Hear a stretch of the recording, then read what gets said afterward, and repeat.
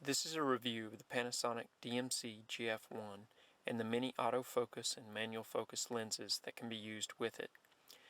This review focuses on low light still and video capture. The single most important aspect of shooting in low light is the aperture value. Aperture is the size of the lens opening. The larger the opening, the better the low light sensitivity will be. A good lens for low light has an aperture of f2.8. The first lens we will look at is the autofocus Panasonic Micro Four Thirds 14 to 45 mm f3.5 to f5.6 zoom lens with optical image stabilization. It is an ultra compact and very lightweight lens, but it is rather expensive at $400 when you consider it as relatively small maximum aperture. The rule of thumb is that the shutter speed should be twice the camera's video frame rate.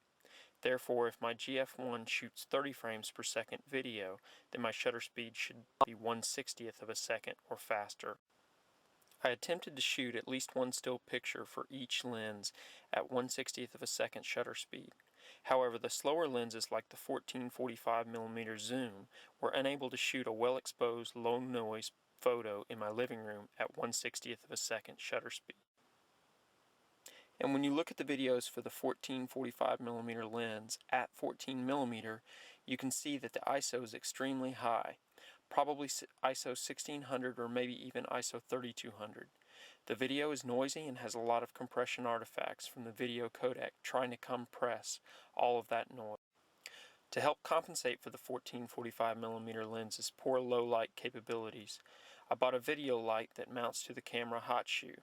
It cost about $40 and it takes 2 AA batteries. The light is extremely bright and you wouldn't want to shine it in anyone's eyes, even at the lowest setting. As you can see, the video light helps the lenses to compensate for the darker areas. However, it tends to produce a highlighting effect that can be annoying.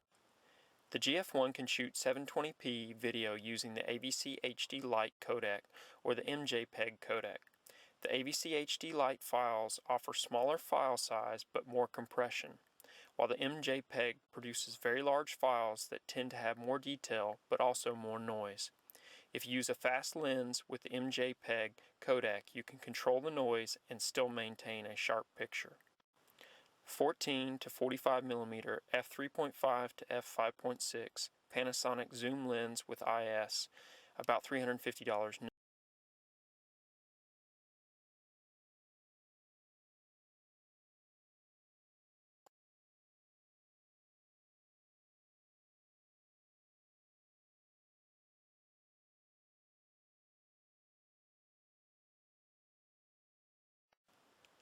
$20mm f1.7 Panasonic pancake lens, about $400 new.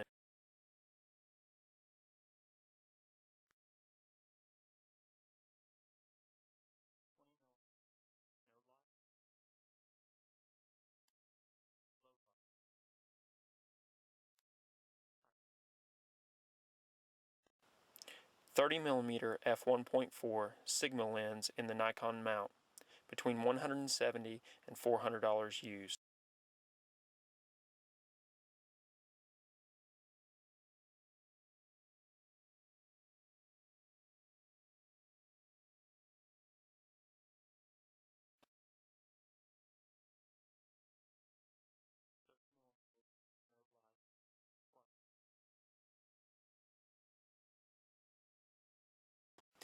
$35mm to 70mm f2.8 to f4.0 Canon FD lens, about $32 used. 35mm MJPEG f2.8 f4 f5.6 f8 f11 f16 f22 50mm f1.4 Canon FD lens, about $43 used.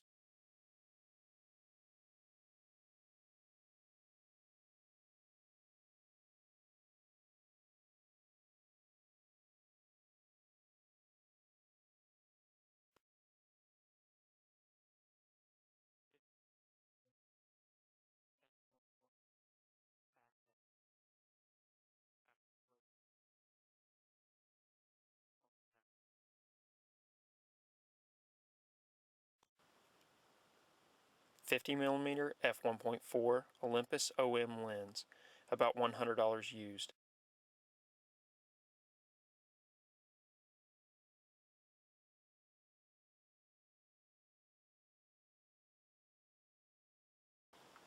$50mm Olympus f1.4 at f1.4. F2.0, F2.8, F4, F5.6, F8, F11, F16. 85mm f1.8 Nikon lens, about $135 used.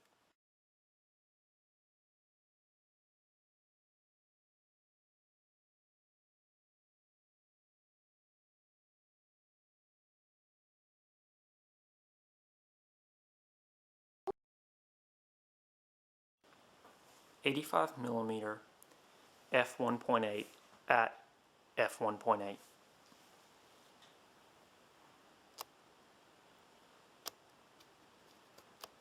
F2.8, F4, F5.6, F8, F11, F16, F22. 50mm f1.8 Nikon pancake lens, about $21 used. The Nikon lenses are probably my favorite because none of them have trouble with the aperture adjustment. However, my favorite lens is probably the 50mm Nikon pancake. For $21, it is simply an amazing little lens. The 20mm pancake is great, but it is hard to argue with the price of the Nikon pancake. 50mm Nikon f2.8.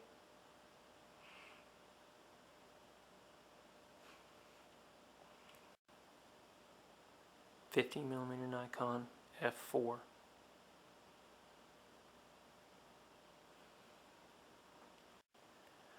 $50mm Nikon f5.6.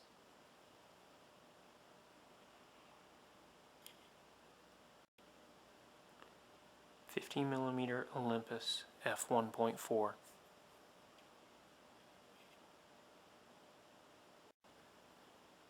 $50mm Olympus f2.0.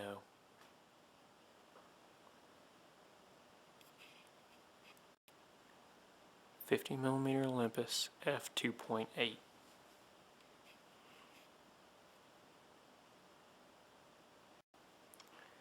$50mm Olympus f4.0.